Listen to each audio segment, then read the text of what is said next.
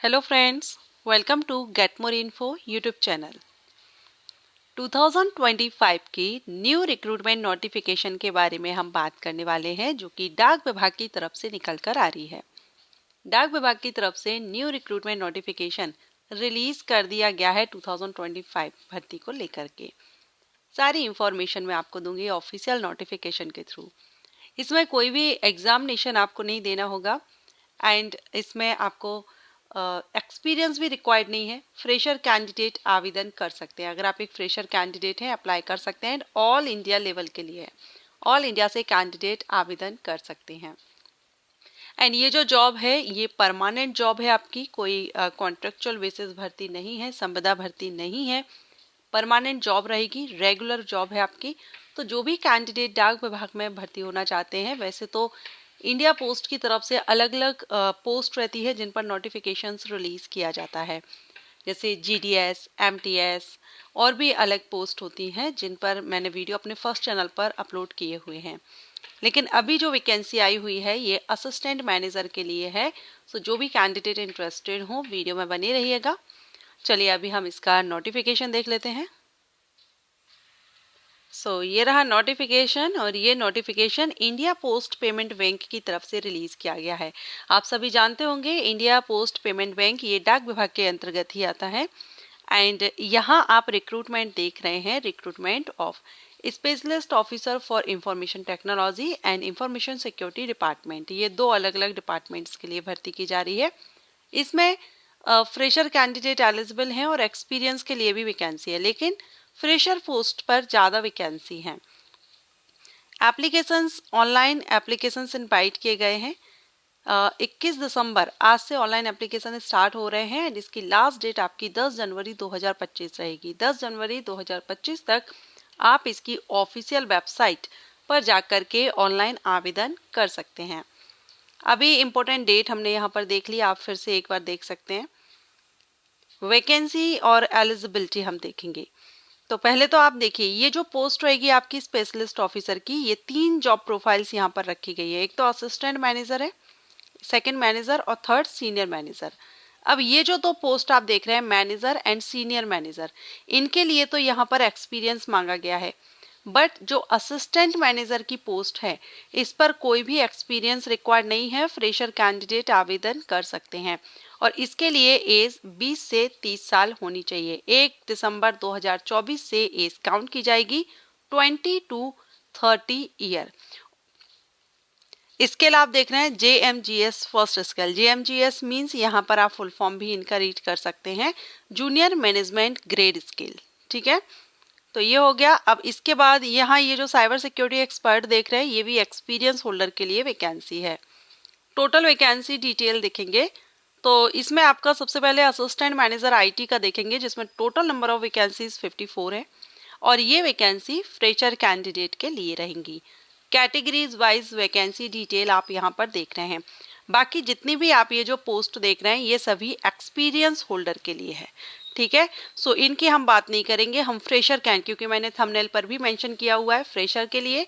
हम जो फ्रेशर के लिए जो पोस्ट है असिस्टेंट मैनेजर IT, इसके लिए हम बात करेंगे।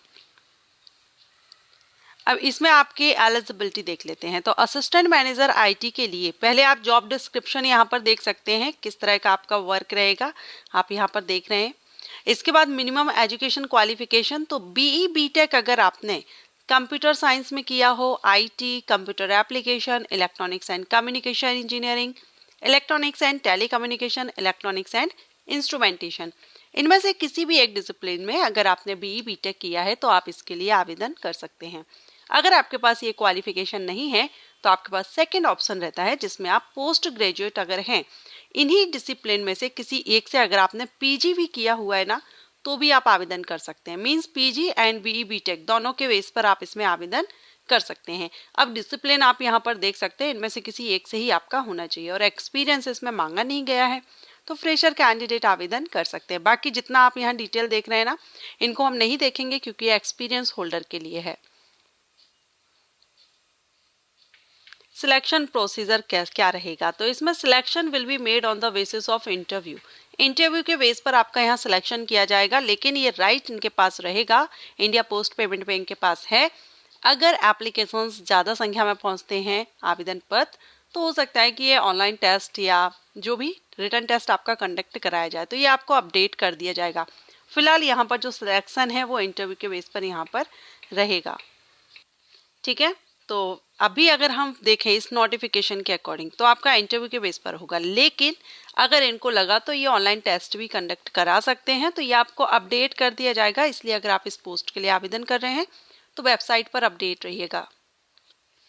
नेक्स्ट हम बात करेंगे एप्लीकेशन फीस की। तो SC ST PWD कैंडिडेट के लिए फीस तो माफ है, लेकिन आपको इंटीमेशन चार्ज पे करना होगा 150 रुपए। बाकी जितने भी कैंडिडेट होंगे उनको 750 रुपए 750 रुपीज आपको पे करना होगा एप्लीकेशन फीस। एंड ये जो फीस है ये नॉन रिफंडेबल एप्लीकेशन फीस रहेगी। बाकी जो अभी हमने एज देखी थी 20 to 30 20 से 30 साल, वो अनरिजर्व कैंडिडेट के लिए थी।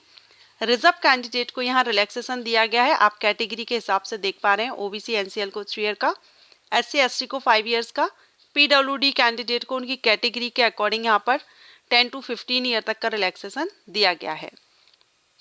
सैलरी की बात करेंगे तो हम असिस्टेंट मैनेजर की बात कर रहे हैं जो कि फ्रेशर कैंडिडेट के लिए है। तो ये आपकी स्केल 1 वाली पोस्ट है, स्केल 1 जो सबसे लास्ट में आप देख रहे हैं। ये बेसिक पे आप यहाँ पर देख पा रहे हैं डिटेल। और अगर हम पर मंथ अप्रोक्सीमेट यहाँ पर इन्होंने बताया है 1,40,398। तो अच्छी सैलरी आपको यहाँ मिल रही है। पोस्टिंग आपकी इनिशियल हो सकता है कि आपको न्यू दिल्ली कॉर्पोरेट ऑफिस में मिले, लेकिन जैसे वही रिक्वायरमेंट रहेगी ऑल इंडिया में आपको जहां भी ऑफिस हैं वहां पर आपको ट्रांसफर किया जा सकता है। सर्विस एग्रीमेंट बॉन्ड यहाँ पर आपको 36 मंथ के लिए रहेगा 2 लाख रुपए। ओके, तो जो भी कैंडिडेट इंटरेस्टेड हैं, ऑनलाइन एप्लीकेशन आज से स्टार्ट हो गए हैं। जो भी आवेदन करना चाहें एक बार नोटिफिकेशन डाउनलोड कर लीजिए। IPB की वेबसाइट पर नोटिफिकेशन आ चुका है, अप्लाई लिंक भी एक्टिव हो चुकी है। ऑल इंडिया से कैंडिडेट एलिजिबल हैं आवेदन करने के लिए। अच्छी अपॉर्चुनिटी है, अगर एलिजिबल हो तो अप्लाई जरूर कीजिएगा। जैसा कि मैंने बताया ये आपकी रेगुलर पोस्ट है, तो देखो यहाँ पर इन्होंने मेंशन भी किया हुआ है, मैं आपको बता देती हूँ। Regular post and contract basis post बताई है। जैसे आप देखेंगे ये details of number of regular vacancies, ठीक है, ये तो आपकी रेगुलर पोस्ट हो गई। एंड ये आपकी कॉन्ट्रेक्चुअल वैकेंसी है ये, ठीक है। सो रेगुलर पोस्ट है, एलिजिबल हो तो एक बार देख लीजिए। एंड ये वैकेंसी अपडेट आपको अच्छा लगा हो तो वीडियो को लाइक एंड शेयर कीजिएगा। Thank you.